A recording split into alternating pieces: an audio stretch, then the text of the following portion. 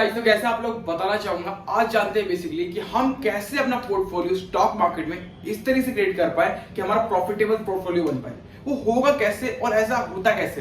Because यार market में आते हैं ना, बहुत कुछ ऐसा लग रहा होता है कि हमने ये स्टॉक पिक किया है, क्या सही है नहीं है, हमारा राइट डायरेक्शन है नहीं है, बहुत सारे कंसर्न होते हैं माइंड में। कोई बात नहीं, सब कुछ क्लियर करेंगे डिटेल्स में और जानेंगे बेसिकली है क्या। एक बताओ शुरू में तरीका क्या है बेसिकली, कि जब आप देखोगे ना तो इंडिया में क्या होता है ना, बहुत सारे स्टार्स हैं। अगर आप देखोगे तो मतलब तुम्हारा क्रिकेट उठा के देख लो तो विराट कोहली मिल जाएगा आपको, बॉलिंग उठा के देख लो बुमराह मिल जाएगा इंडिया की टीम में आपको, राइट। एंड अगर आप फिल्म स्टार में जाते हो तो सलमान खान हो गया, शाहरुख खान हो गया, एंड बहुत बॉलीवुड स्टार भी हो गए, राइट। बट बताऊं एक बात, कि लाइफ में ना एक चीज जो कि बहुत कॉमन है, जो कि स्टॉक मार्केट या पोर्टफोलियो के लिए भी कॉमन है एंड सारी चीज के लिए कॉमन है। वो क्या है कि कॉमन वर्ड ये है कि अगर पूरा जो टीम बनती है ना, जैसे इंडिया की टीम है, अभी 11 बंदे उस टीम में हैं, तो विराट कोहली अच्छे से अच्छा बैट्समैन है, तो एक अच्छी बैटिंग कर ले तो कोई पारी नहीं जीत जाएगा, बिकॉज उसके लिए एक बॉलिंग भी चाहिए, राइट। मतलब एक बंदा दूसरे बंदे के साथ अगर चलेगा तभी वो मैच जीत सकते हैं, अदरवाइज नहीं चलेंगे तो वो उसी को पॉसिबल ही नहीं है कि वो उसको कंपीट कर पाए एंड उससे आगे निकल पाए, बिकॉज क्योंकि वो जीतना इम्पॉसिबल है। अगर मान लो आपने 250 रन बनाए, दूसरी टीम भी 250 रन बना सकती है, अगर आपके बॉलिंग अच्छी है तो आप उसको कंपीट कर सकते हो, बट लेकिन दोनों चीज साथ में होनी चाहिए, राइट। सेम थिंग अगर आप देखो कि मूवी आती है या फिर कोई वेब सीरीज आती है, राइट, तो स्क्रिप्ट होता है, स्क्रिप्ट बहुत अच्छी लिखी हुई है, बहुत अच्छा लिखा हुआ है कि अगर ये चीज हो तो देन बहुत अच्छा लिखेगा, बट उस चीज को एक राइटर या फिर एक एज अ प्रोड्यूसर, एक एज अ जो हीरो है वो भी उसको उस तरीके से बिल्कुल डिलीवर करेगा, तभी तो पॉसिबल है ना। तो सेम थिंग यहाँ पे आती है कि स्टॉक मार्केट में जब पोर्टफोलियो सिलेक्ट करते हैं ना, तो हमारा माइंड इस तरीके से वर्क नहीं करता कि हमें करना क्या है। बेसिकली हमें यहाँ पे दिक्कत ये आती है कि यार हम जो सिलेक्ट कर रहे हैं ना, वो एक ही इंडस्ट्रीज के सारे स्टॉक्स पिक कर लिए और हमने सोचा कि मार्केट में जो हमने तोड़ बना लिए वो हमारे लिए बेस्ट है। यार देखो, कोई कितना भी अच्छा स्टॉक हो, कितनी भी अच्छी पोर्टफोलियो हमें लग रही हो कि नहीं, हमने एक अच्छा XYZ कंपनी में देखी और ये बहुत अच्छा है, लास्ट 5 साल में इसके प्रॉफिटेबल परसेंटेज अच्छा है, लास्ट 10 साल में ऐसा था, लास्ट 5 साल में ऐसा है, लास्ट आने वाले टाइम पे ऐसा होगा, तो इससे हम पूरा पैसा, पूरे स्टॉक का जो पूरा हमारे पास अमाउंट है, प्रिंसिपल हमारा, उसको हम एक में नहीं डाल सकते ना, या फिर 2 स्टॉक में नहीं डाल सकते, बिकॉज उसके पीछे कारण है कि यस, वो कंपनी कितनी भी अच्छी हो, बहुत अच्छे बेनिफिट कर रही हो, बहुत अच्छी फाइनेंशियल ग्रोथ हो उसकी, एवरीथिंग गुड है, बट मैं उसको एक साथ नहीं दे सकता अपना पैसा, बिकॉज उसके पीछे कारण है कि अगर उस इंडस्ट्रीज का प्राइस कम होता है तो वो भी कम होगा। अगर मान लो कि वो कंपनी नहीं खत्म होगी, कंपनी अच्छी है, लॉन्ग टर्म में ग्रोथ देगी, बट अभी क्या है कि एक मैंने जो इन्वेस्टमेंट करी है उसके हिसाब से उस कंपनी को वहां पे ये लग रहा है कि उस इंडस्ट्रीज का पोर्टफोलियो अभी डाउन चलेगा आने वाले 2 से 3 साल तक, तो मेरा पोर्टफोलियो माइनस में ही रहेगा, राइट। तो इस तरीके से हमें सिलेक्ट करना होता है कि कौन से स्टॉक में कैसे सिलेक्ट करें और क्या हम कितना परसेंटेज, मतलब जितना हमारा प्रिंसिपल है उसका कितना परसेंटेज हम किसी स्टॉक के लिए स्पेसिफाई करके हम इन्वेस्ट कर सकते हैं। ये सबसे मेजर पॉइंट है जो कि हमें रिमाइंड करते रहना चाहिए और याद रखना चाहिए कभी भी स्टॉक के पोर्टफोलियो क्रिएट करने से पहले, राइट। अब स्टार्ट करते हैं, जानते हैं पहले purpose of investment, portfolio diversity, purpose of investment होता क्या। यार अब मुझे बताओ एक चीज, मैं आपसे क्वेश्चन करता हूं, कमेंट करके जरूर बताइएगा कि यार जब आप किसी स्टॉक को सिलेक्ट कर रहे हो तो आपका पर्पस क्या है।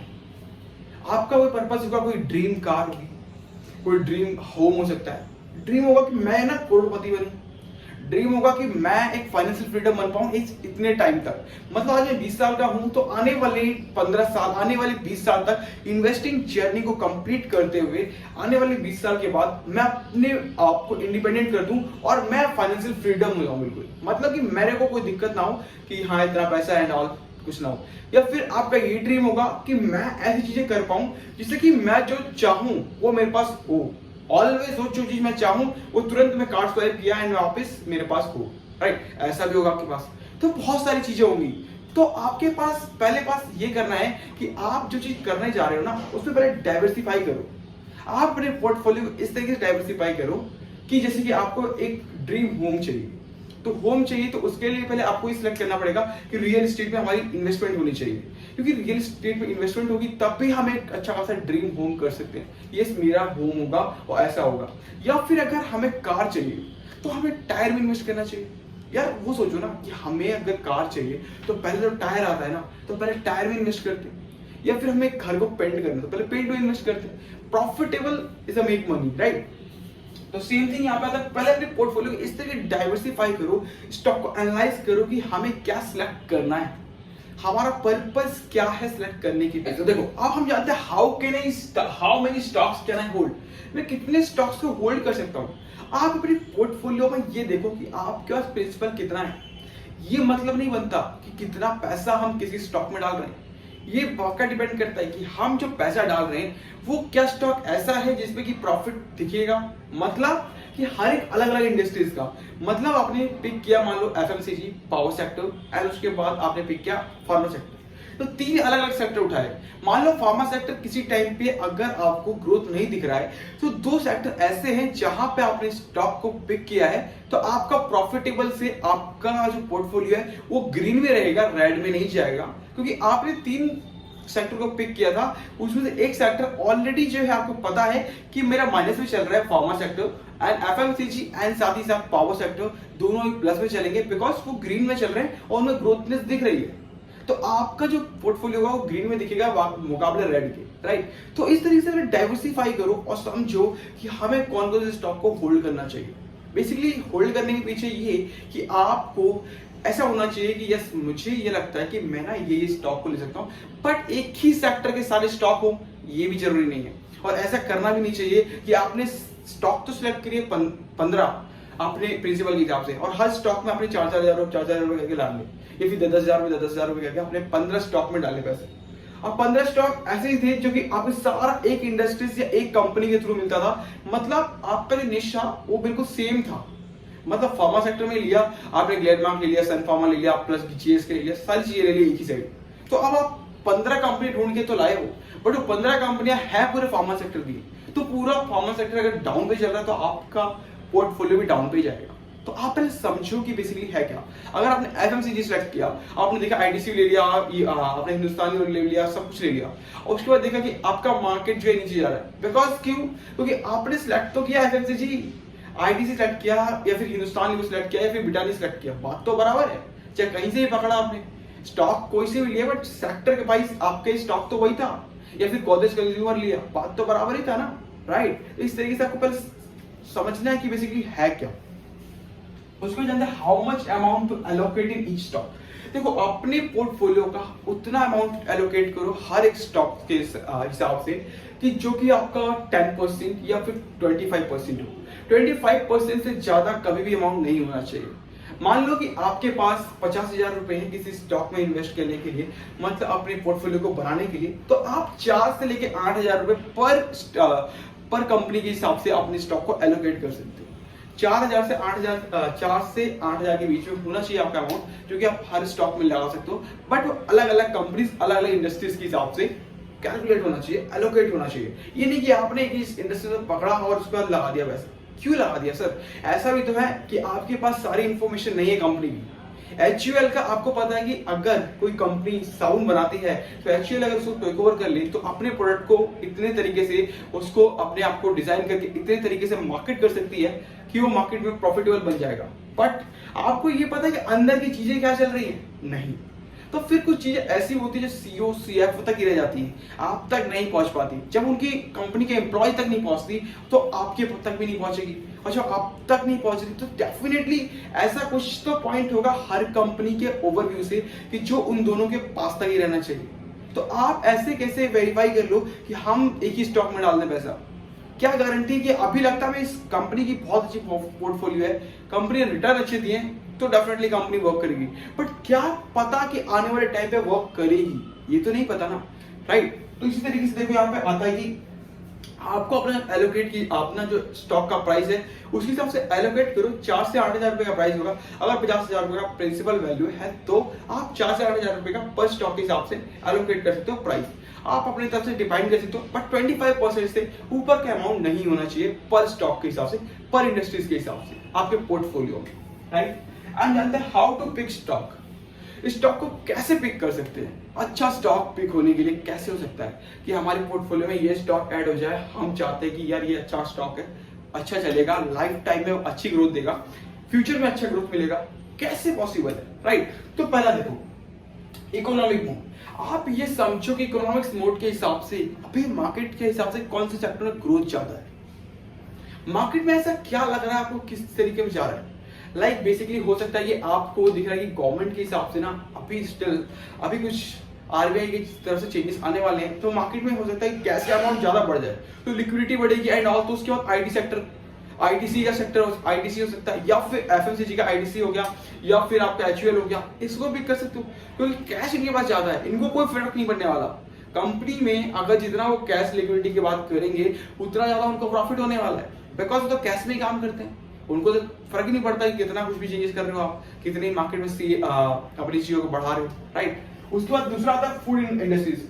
अभी क्या है कि वेस्टर्न कंट्री में देखोगे ना, यूएसए हो गया, कनाडा हो गया, ऑस्ट्रेलिया हो गया एंड ऑल न्यूजीलैंड हो गया, तो वहां क्या है कि ऑलरेडी ना फूड इंडस्ट्रीज ने अपने कदम पैर जमा लिए हैं। मतलब उनको अगर लंच चाहिए होता है, सुबह का ब्रेकफास्ट चाहिए होता है या फिर डिनर चाहिए होता है, तो वो चीजें ना वो ऑलरेडी बुक करते हैं, वो आपके घर पे आ जाता है। स्टिल इंडिया में चीज हो रही है बट धीरे धीरे।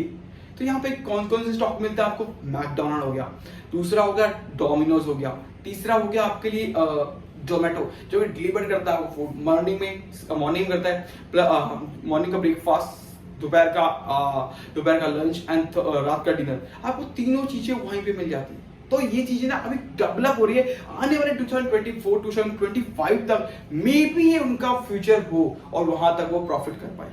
अभी जैसे जोमेटो का स्टॉक उठा के देखोगे तो अभी स्टिल मार्केट ना कभी प्रॉफिटेबल थी ही नहीं, और मार्केट ने ब्लिंकिट को एक्वायर किया तब से मार्केट ऑलरेडी नीचे जा चुकी है। आई अंडरस्टैंड कि मार्केट अंदर नीचे चलेगी, बट उसका ऐसा नहीं है कि मार्केट फ्लॉप हो जाएगी और मार्केट से जोमेटो आउट हो जाएगा, ऐसा नहीं है।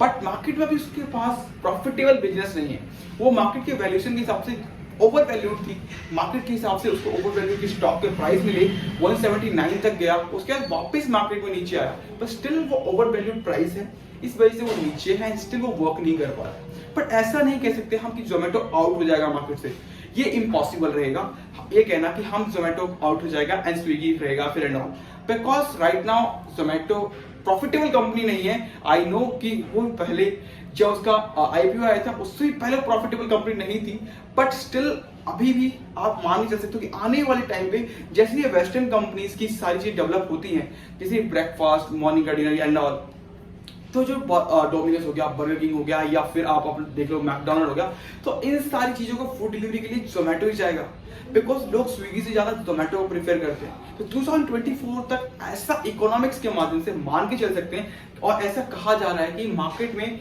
2024 के बाद जोमेटो प्रॉफिटेबल कंपनी हो सकती है। मतलब ज्यादा टाइम नहीं, ओनली 2 से 3 इयर्स के अंदर जोमेटो एक प्रॉफिटेबल कंपनी बन सकती है।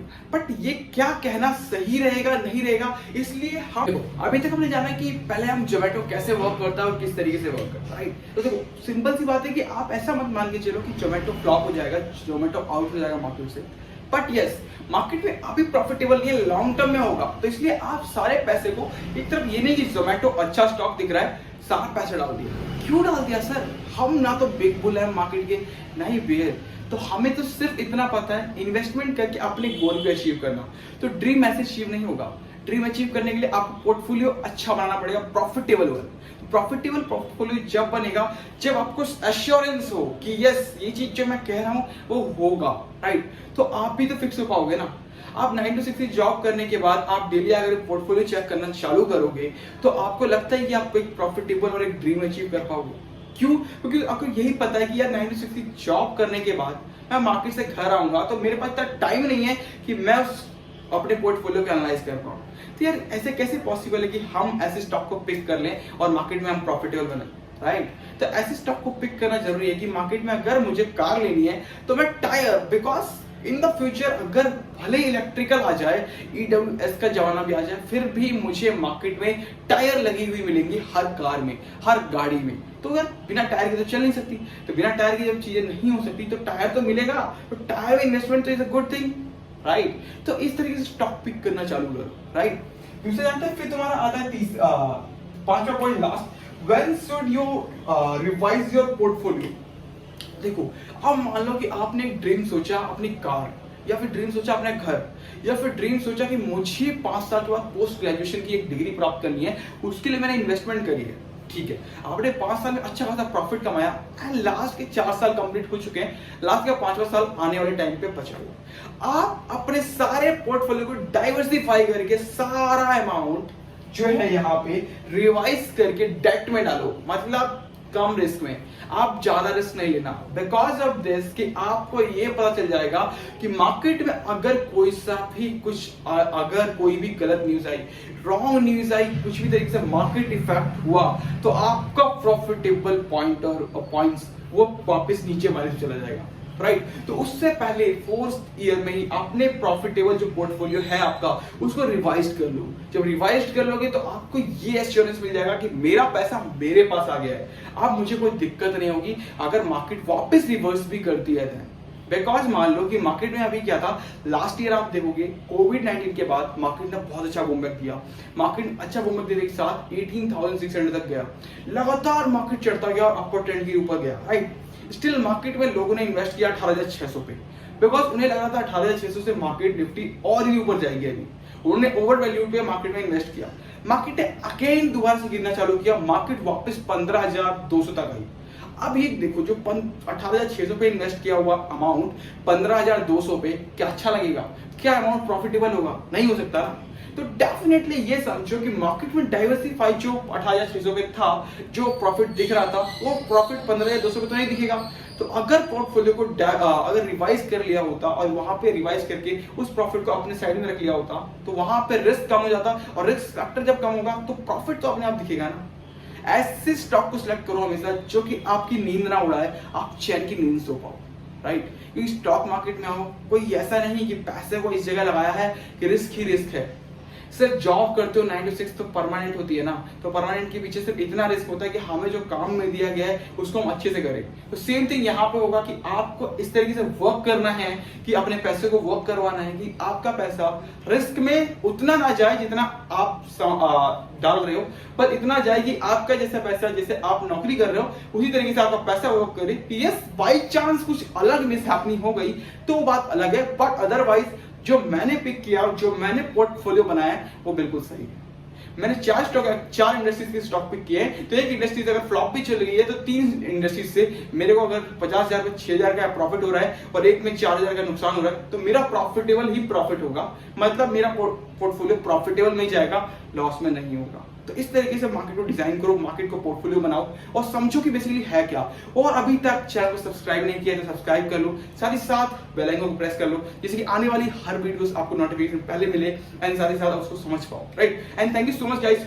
अभी तक लाइक नहीं किया वीडियो तो लाइक कर लीजिएगा, ज्यादा से ज्यादा लोगों तो शेयर करिएगा, जिससे कि उन्हें पता चल पाए कि पोर्टफोलियो कैसे डिजाइन करना, बनाना कैसे है और समझना कैसे। बिकॉज हर किसी के पीछे कारण होता है कि मुझे कैसे अपने पोर्टफोलियो डिजाइन करना है, समझना है और सारी चीजें बनाना कैसे है, जिससे कि मेरा स्टॉक का पोर्टफोलियो माइनस रेड में ना जाए, सिर्फ ग्रीन में ही रहे, राइट। तो वीडियो चलेगी तो लाइक कर लीजिए, शेयर करिए। Thank you so much guys, मिलते हैं नेक्स्ट वीडियो में, तब तक जय हिंद, जय भारत।